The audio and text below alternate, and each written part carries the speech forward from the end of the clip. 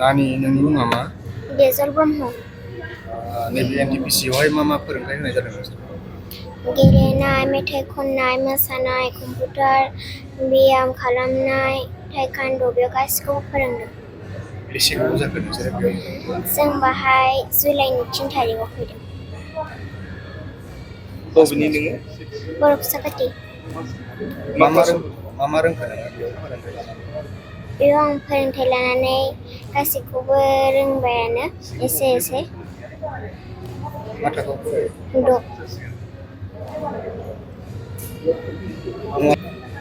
गामिया? बर' फिसाखाथि।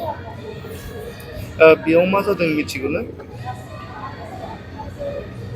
बेयावहाय मोनसे प्रग्राम मास मोनसेनि थाखाय लानाय जादों। मास मोनसेनि थाखाय नोंसोरनि जानाय थानाय गासिबो मोजां? औ। नों बहाय बांसिन साबसिन रोंनो हाखो? बेवहाय आं मोसानाय। मा मोसानाय? बिदिनो बर' मोसानाय, बागुरुम्बा।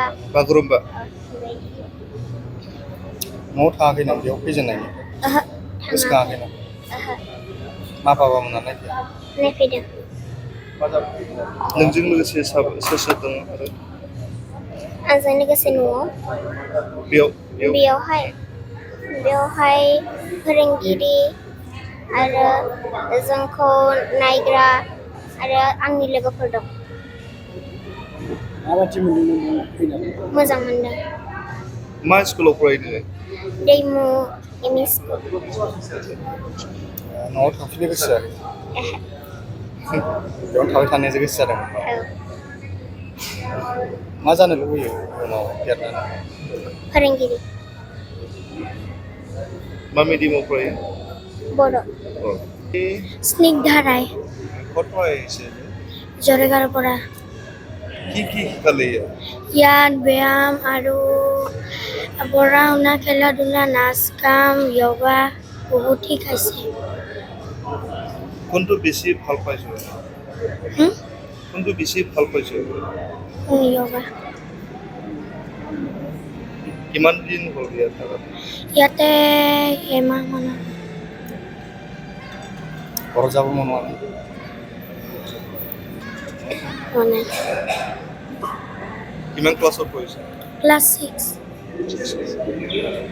ভৱিষ্যত কি হ'ব বিচাৰো? মই পুলিচ হ'ব বিচাৰো। ইমি বসুমतारी।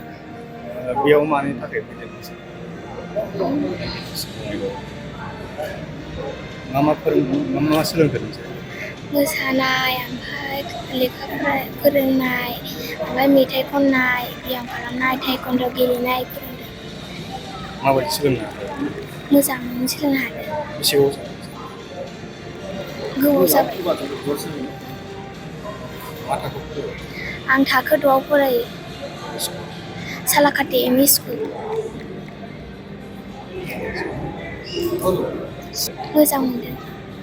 मायाव बांसिन सोलोंदों? बेयावदि मोसानाय लादों? मोसानाया मा मोसानाय? बागुरुम्बा मोसानाय।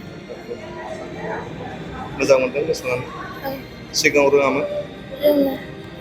सिगांनिफ्रायनो सोलोंबोबाय थायोमोन। इयुनाव मा जानो गोसो? Air hostess. Air hostess. मा थाखोआव फरायदों?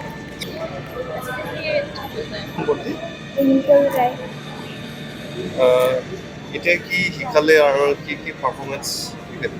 ইয়াত নাচ গান, য়োগা, টাইকোৱাণ্ডো, খেলা ধূলা। ভাল পাইছো।